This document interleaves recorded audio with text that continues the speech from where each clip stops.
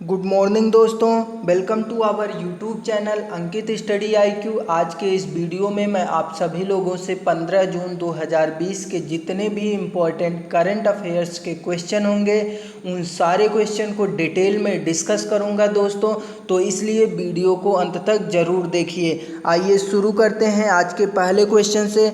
आज का पहला क्वेश्चन है, हाल ही में किस राज्य की सरकार ने बाल मजदूरों को शिक्षित करने के लिए बाल श्रमिक विद्या योजना शुरू की है?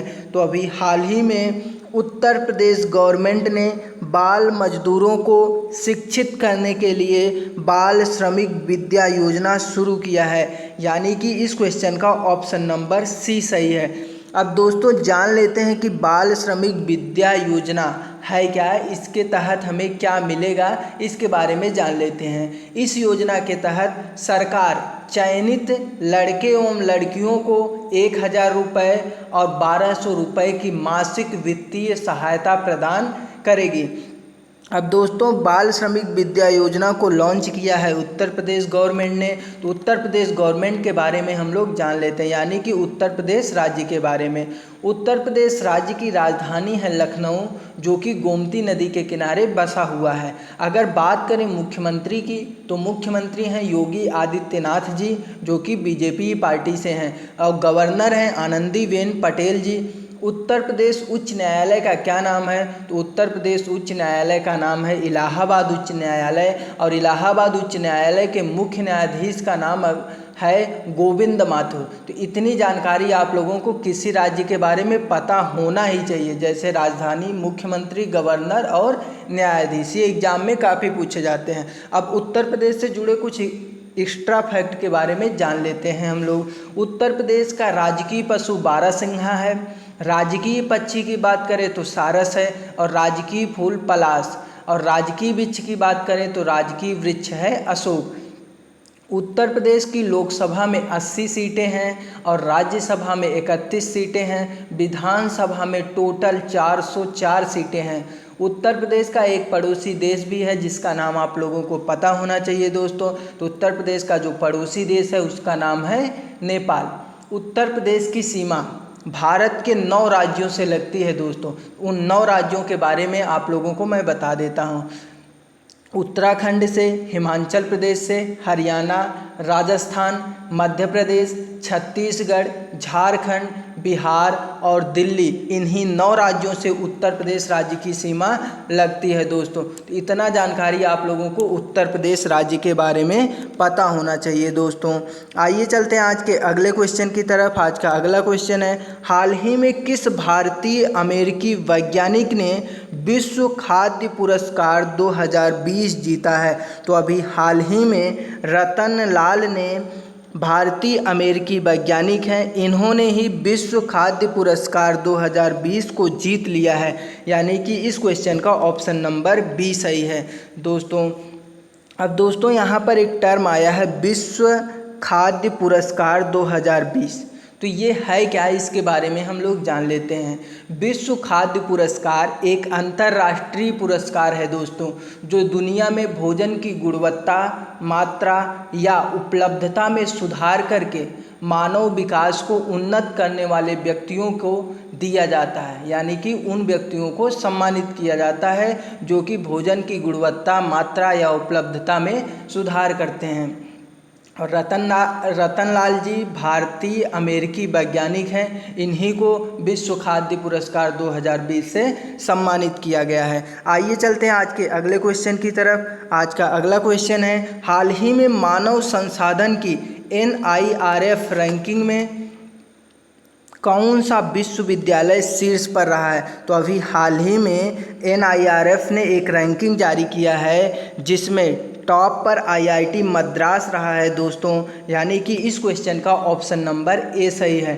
अब दोस्तों IIT मद्रास पहले नंबर पर रहा है NIRF की रैंकिंग में, तो दूसरे और तीसरे नंबर पर कौन सा यूनिवर्सिटी रहा है? तो दूसरे नंबर की बात करें तो दूसरे नंबर पर ISC बंगलौर था और तीसरे नंबर पर IIT दिल्ली था। इन 3 यूनिवर्सिटी का नाम आप लोगों को याद रखना है। अगर NIRF के फुल फॉर्म की बात करें तो NIRF का पूरा नाम है नेशनल इंस्टीट्यूशनल रैंकिंग फ्रेमवर्क। इन्होंने ही यह रैंकिंग जारी किया है, जिसमें पहले स्थान पर IIT मद्रास, दूसरे स्थान पर IISc बंगलोर और तीसरे स्थान पर IIT दिल्ली है।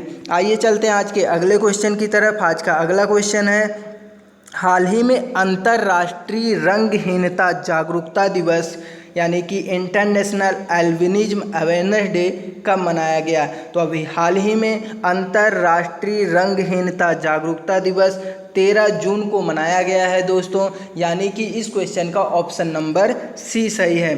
अगर बात करें अंतर्राष्ट्रीय रंगहीनता जागरूकता दिवस का, तो इसका उद्देश्य क्या है, इसके बारे में जान लेते हैं। इस दिवस का मनाने का मेन उद्देश्य है एल्बिनिज्म यानी कि रंगहीनता के शिकार लोगों से विश्व में होने वाले भेदभाव के विरुद्ध जागरूकता फैलाने के लिए हर वर्ष 13 जून को यह दिवस मनाया जाता है।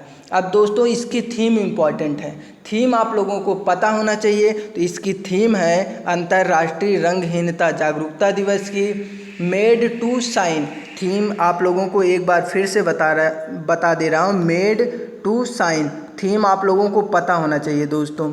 अब दोस्तों इस क्वेश्चन में बात हुआ है इम्पॉर्टेंट डे का। तो जून माह में अभी तक जितने भी इम्पॉर्टेंट डे मनाए जा चुके हैं उन डे को मैं सीक्वेंस वाइज आप लोगों को बता देता हूँ। अभी हाल ही में 1 जून को विश्व दुग्ध दिवस मनाया गया था, जिसका इस बार का थीम था विश्व दुग्ध दिवस की 20वीं वर्षगांठ। और 1 जून को ही 2 दिवस और मनाया गया था, जिसमें आता है अंतर्राष्ट्रीय बाल रक्षा दिवस, माता पिता दिवस। तो 1 जून को 3 दिवस मनाए गए थे, माता पिता दिवस, अंतर्राष्ट्रीय बाल रक्षा दिवस, विश्व दुग्ध दिवस। 2 जून को तेलंगाना राज्य ने अपनी स्थापना दिवस मनाया था। 3 जून को विश्व साइकिल दिवस मनाया जाता है। 5 जून को विश्व पर्यावरण दिवस मनाया जाता है और विश्व पर्यावरण दिवस 2020 की थीम थी जैव विविधता। और 14 जून को विश्व रक्तदान दिवस मनाया गया था। तो इतनी जानकारी आप लोगों को इस क्वेश्चन से पता चलती है दोस्तों। आइए चलते हैं आज के अगले क्वेश्चन की तरफ। आज का अगला क्वेश्चन है, हाल ही में शंभू एस कुमारन को किस देश में भारत का नया राजदूत नियुक्त किया गया है? तो अभी हाल ही में शंभू एस कुमारन को फिलीपींस देश में भारत का नया राजदूत नियुक्त किया गया है, यानी कि इस क्वेश्चन का ऑप्शन नंबर बी सही है। अब दोस्तों शंभू एस कुमारन जी बने हैं फिलीपींस देश में भारत का नया राजदूत। तो फिलीपींस देश के बारे में हम लोग जान लेते हैं। फिलीपींस की राजधानी की बात करें तो मनीला है, करेंसी है फिलीपीनी पेसो, और राष्ट्रपति की बात करें तो राष्ट्रपति हैं रोड्रिगो दुतेर्ते। और फिलीपींस एशिया महाद्वीप में स्थित एक देश है। आइए चलते हैं आज के अगले क्वेश्चन की तरफ। आज का अगला क्वेश्चन है, हाल ही में किस शहर की पुलिस ने महिलाओं के लिए स्त्री कार्यक्रम शुरू किया है? तो अभी हाल ही में हैदराबाद की पुलिस ने महिलाओं के लिए स्त्री कार्यक्रम को शुरू किया है, यानी कि इस क्वेश्चन का ऑप्शन नंबर ए सही है। अब दोस्तों यहाँ पर जो टर्म आया है स्त्री STREE, तो इसके बारे में जान लेते हैं कि इसका पूरा नाम क्या है और इसका उद्देश्य क्या है। दोनों के बारे में हम लोग जान लेते हैं। स्त्री जिसका पूरा नाम है स्त्री Trump's through respect equality and empowerment. एक बार फिर से बता देता हूँ आप लोगों को, ये जो STREE कार्यक्रम है इसका पूरा नाम है Shri Trump's through respect equality and empowerment. और इस कार्यक्रम का उद्देश्य है महिलाओं के बचाव और सुरक्षा से संबंधित मुद्दों से निपटने के लिए सभी महिलाओं को एक साथ जुड़ने और पुलिस के साथ काम करने के लिए एक साझा मंच को बढ़ावा देना इसका मेन उद्देश्य है इस कार्यक्रम का दोस्तों। और हैदराबाद की बात करें तो हैदराबाद तेलंगाना राज्य की राजधानी है दोस्तों। आइए चलते हैं आज के अगले क्वेश्चन की तरफ। आज का अगला क्वेश्चन है, हाल ही में किसने सहकार मित्र योजना का शुभारंभ किया है? तो अभी हाल ही में नरेंद्र सिंह तोमर जी सहकार मित्र योजना का शुभारंभ किया है, यानी कि इस क्वेश्चन का ऑप्शन नंबर ए सही है। अब इस योजना का उद्देश्य क्या है दोस्तों, इसके बारे में हम लोग जान लेते हैं। इस योजना में युवा प्रोफेशनलों को सवेतन इंटर्न के रूप में एनसीडीसी और सहकारी समितियों के कामकाज से व्यवहारिक अनुभव प्राप्त करने एवं सीखने का अवसर मिलेगा। तो पता चल गया कि सहकार मित्र योजना का उद्देश्य क्या है। फिर से बता दे रहा हूँ आप लोगों को, इस योजना के तहत जो युवा प्रोफेशनल वर्ग को हैं उन्हें सवेतन इंटर्न के रूप में एनसीडीसी और सहकारी समिति के कामकाज से व्यवहारिक अनुभव प्राप्त करने एवं सीखने का अवसर मिलेगा। अब इसे शुभारंभ किया है नरेंद्र सिंह तोमर जी। तो नरेंद्र सिंह तोमर के बारे में जान लेते हैं। नरेंद्र सिंह तोमर हमारे देश के केंद्रीय कृषि एवं किसान कल्याण मंत्री हैं। तो आप लोगों को पता होना चाहिए दोस्तों।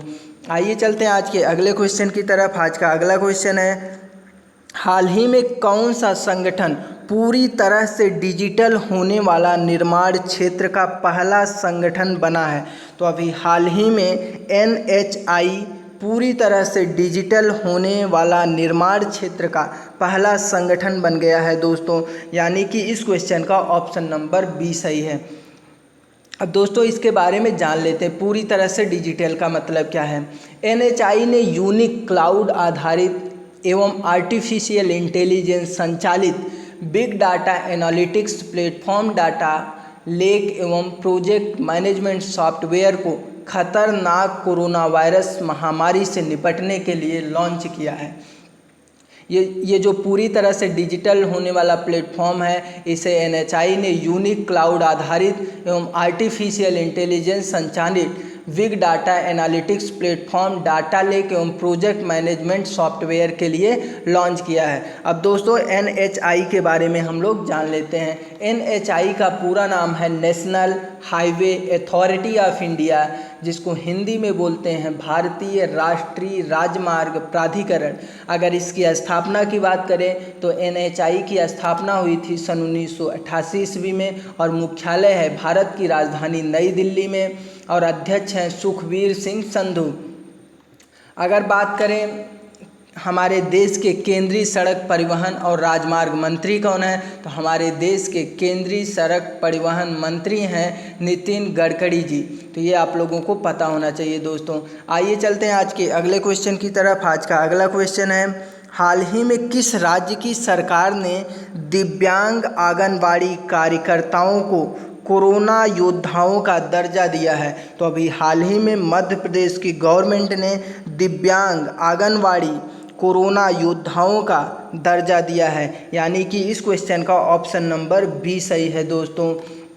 इस दिव्यांग आंगनबाड़ी कार्यक्रम को यह दर्जा राज्य में चल रहे कोरोना संकट के दौरान महत्वपूर्ण भूमिका निभाने वालों के लिए दिया गया है। अब दोस्तों मध्य प्रदेश का बात हुआ है तो मध्य प्रदेश के बारे में हम लोग जान लेते हैं। 4 चीज़ें हमें किसी भी राज्य के बारे में पता होना ही चाहिए दोस्तों। जैसे वहाँ की राजधानी, तो मध्य प्रदेश की राजधानी है भोपाल।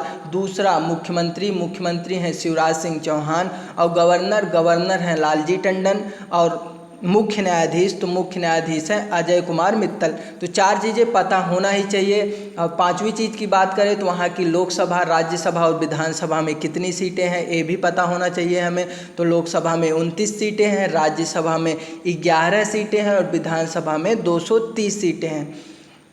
अगर मध्य प्रदेश के पड़ोसी राज्यों की बात करें तो मध्य प्रदेश के पड़ोसी राज्य हैं महाराष्ट्र, छत्तीसगढ़, उत्तर प्रदेश, राजस्थान और गुजरात। मध्य प्रदेश में काफ़ी राष्ट्रीय उद्यान आप लोगों को देखने को मिलेंगे, जिसमें कुछ का नाम मैं आप लोगों को बता देता हूं। मध्य प्रदेश में आपको कान्हा राष्ट्रीय उद्यान देखने को मिलेगा, माधव राष्ट्रीय उद्यान, बांधवगढ़ राष्ट्रीय उद्यान, पन्ना राष्ट्रीय उद्यान, सतपुड़ा राष्ट्रीय उद्यान, वन विहार राष्ट्रीय उद्यान, इंदिरा प्रियदर्शनी पेंच राष्ट्रीय उद्यान। ये सारे के सारे नेशनल पार्क आपको मध्य प्रदेश राज्य में देखने को मिलेंगे दोस्तों। आइए चलते हैं आज के अगले क्वेश्चन की तरफ। आज का अगला क्वेश्चन है, हाल ही में उत्तराखंड का सबसे बड़ा जैव विविधता पार्क कहाँ खोला गया है? तो अभी हाल ही में उत्तराखंड का सबसे बड़ा जैव विविधता पार्क हल्द्वानी में खोला गया है। यानी कि इस क्वेश्चन का ऑप्शन नंबर ए सही है। इस पार्क को खोलने का उद्देश्य क्या है दोस्तों?